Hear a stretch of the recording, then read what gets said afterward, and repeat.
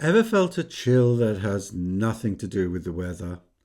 On the last night of October, the wind doesn't just whistle through the ancient glens and across the dark lochs of the Scottish Highlands. It circles, searching. Locals have a saying: stand at the crest of a glen just before midnight and you'll feel the temperature drop twice. The first drop? That's winter making its entrance.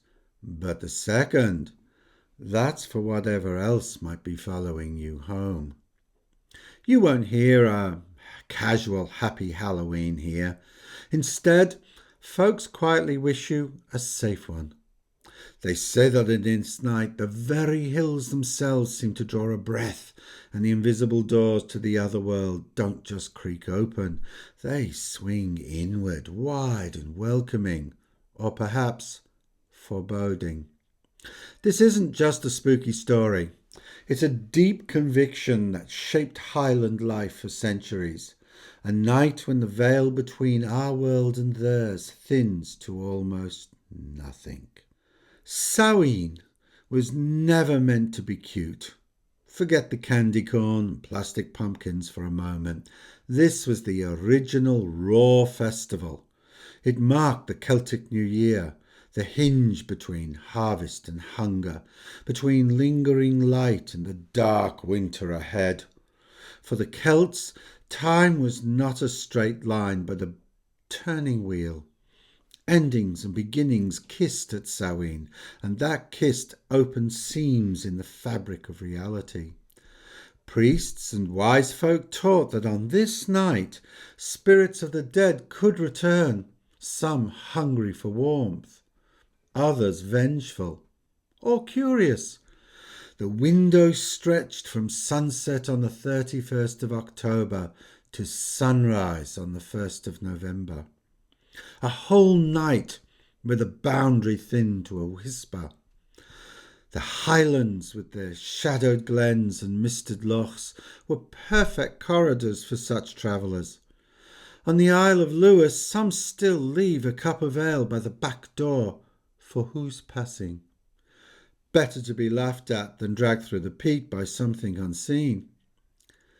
The Ishi, the people of the mounds, were no myth to the Highlanders, are no myth, but neighbours from another realm. Samhain was when those neighbours come calling. When the world felt that open protection was essential, and the first line of defence, fire, always fire.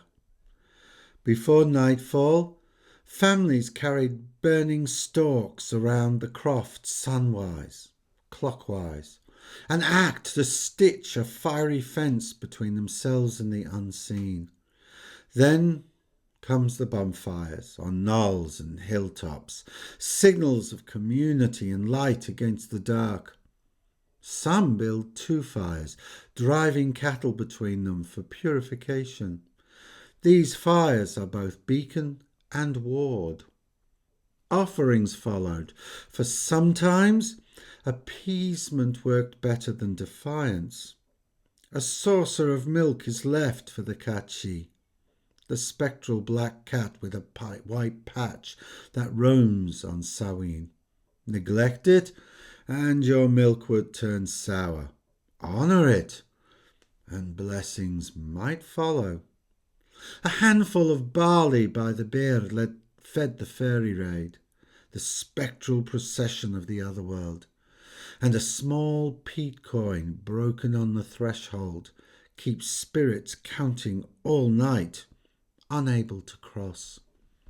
Children blacken their faces with soot or don crude disguises, not for fun, but survival. The wee folk were said to steal the fair and unblemished. A soot-darkened child was less tempting prey. And the lantern, not a pumpkin, but a neep, a turnip to you, hollowed with aching thumbs, carved into a grim scowl. Its light was no decoration, but a warning, a face already claimed, a home already haunted, a bluff, a ward, and a prayer rolled into one. Even with all the fires and offerings, not every visitor knocked. Some drifted. The sluagh, host of the restless dead, were said to fly overhead like smoke-dark starlings. And on some Samhain nights I saw these very sluagh over my home in Wick in Caithness. If someone strays too far from the firelight, they risk being snatched, their soul drawn upward through the crown of the head. On Skye, in 1892, a shepherd stayed too long looking for a lost lamb. At dawn, his wife found him vacant-eyed, whispering, "They were calling my name from above the clouds." He died before spring, as though his spirit had already gone. The fairy hills, the She, were said to open on Samhain night. Walk sunrise around one 9 times and a door might appear. But time flows differently there. Tales tell of Ian Ruath of Barra, who entered such a hill, danced with the fair folk and drank their honeyed ale. When he emerged, the world had aged without him. His cottage was ruins, his kin grey-haired and strangers. He died outside a church he no longer recognised, a warning to any who seek too deeply into the other world and then try to return. Today, pumpkins glow in Edinburgh windows. And if you're lucky, you will go and see the fire festival. And if you go to Edinburgh, think kindly and visit Paisley. There is quite a celebration there as well.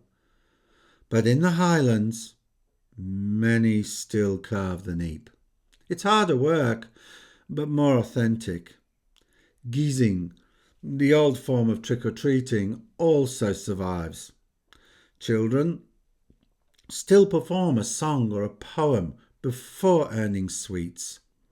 It's a living echo of charms once meant to confuse spirits or earn a safe passage, or to avoid red-eyed Jack looking for his kin who are out wandering, having their fun. Bonfire smoke still rises above Inverness and along the western coasts, and it's worth seeing. Councils may add safety barriers, but the communal fire remains. In Southeast, a teacher told how her pupils begged to leave milk by the radiator. "For the cat," she agreed, and still found herself checking if it was gone.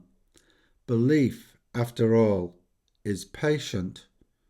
And though at the moment I am far from home, on this night I still leave milk.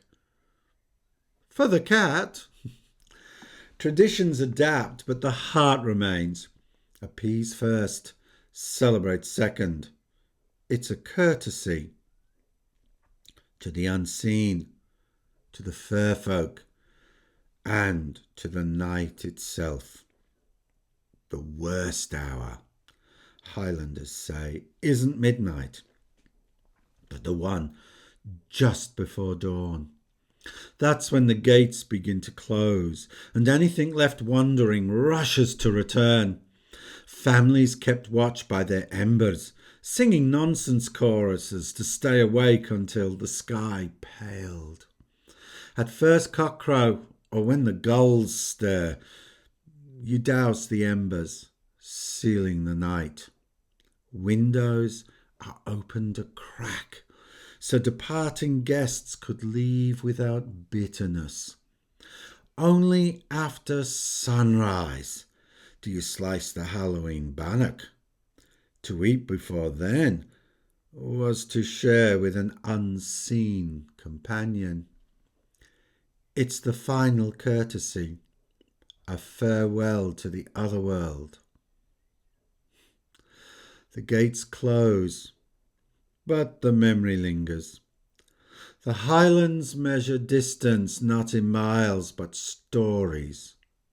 And October's last tale, Samhain's whisper, is the longest of them all.